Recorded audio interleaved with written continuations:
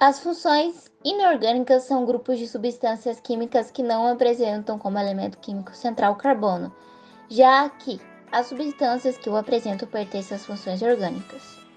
E as funções inorgânicas fazem parte da química inorgânica.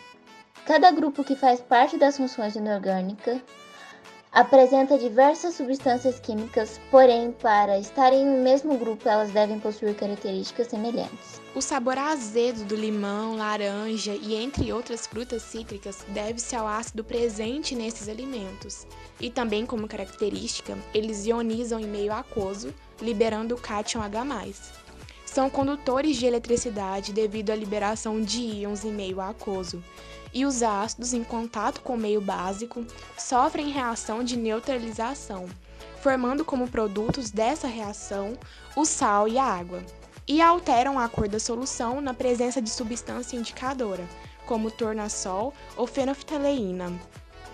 Bom, a gente tem a aplicação desses ácidos bem presente no nosso cotidiano.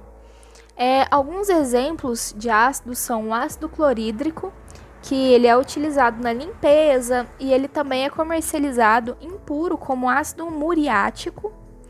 O ácido sulfúrico, que é usado na indústria de tintas, no refino do açúcar e na produção de fertilizantes.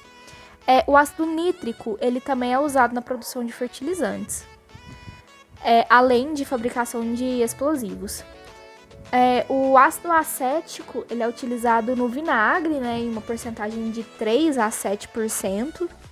E o ácido carbônico, que é usado em bebidas gaseificadas, como refrigerantes, água com gás, dentre outras. As bases são aquelas substâncias que em solução aquosa sofrem dissociação, liberando como único ânion a hidroxila. No nosso cotidiano existem várias bases com importantes aplicações. Uma delas é hidróxido de sódio, conhecida como soda cáustica, pois pode corroer e destruir os tecidos vivos, causando queimaduras graves na pele. Por isso, é muito utilizada em limpezas pesadas e em produtos para desentupir pias e ralos.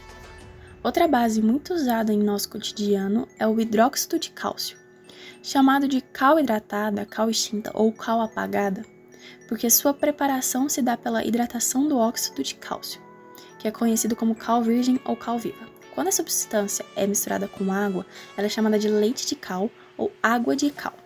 A cal é aplicada principalmente em construções, na preparação de argamassa para assentar tijolos, para recobrir paredes e na pintura de paredes, caiação.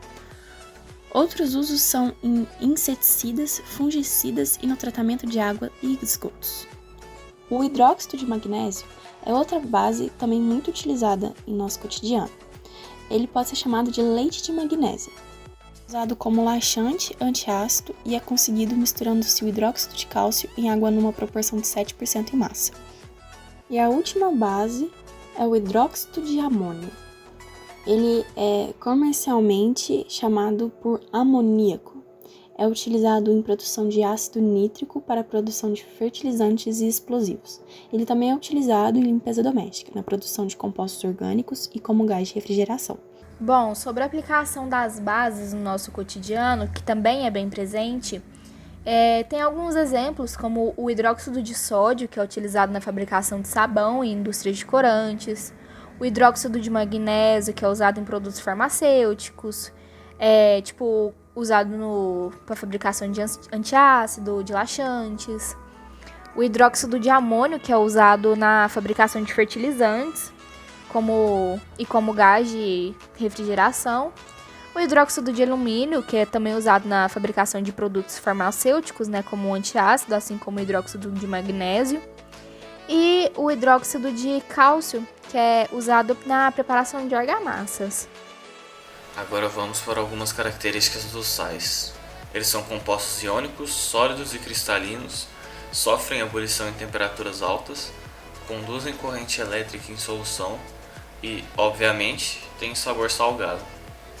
Dentre algumas aplicações dos sais no cotidiano, temos o carbonato de cálcio, usado na fabricação de detergentes, sulfato de cálcio, utilizado na fabricação de giz escolar, o nitrato de potássio, utilizado como conservante na fabricação de alimentos embutidos, o hipoclorito de sódio, usado no branqueamento de produtos têxteis e na indústria de papel, dentre outros.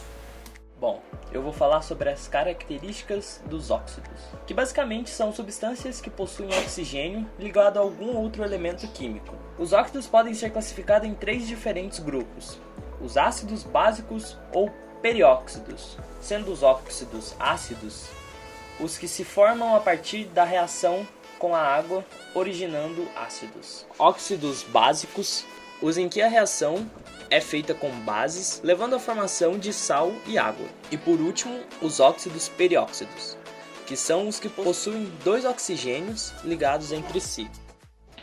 Alguns exemplos de óxidos usados no dia a dia é o óxido de cálcio, o óxido de manganês, o óxido de ferro 3, o óxido de estanho e o óxido de alumínio.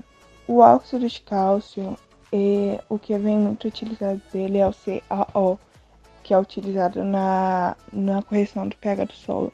No óxido de manganês, o MnO2 é utilizado na fabricação do aço. E no óxido de estanho é muito utilizado o CnO2 na fabricação das latas.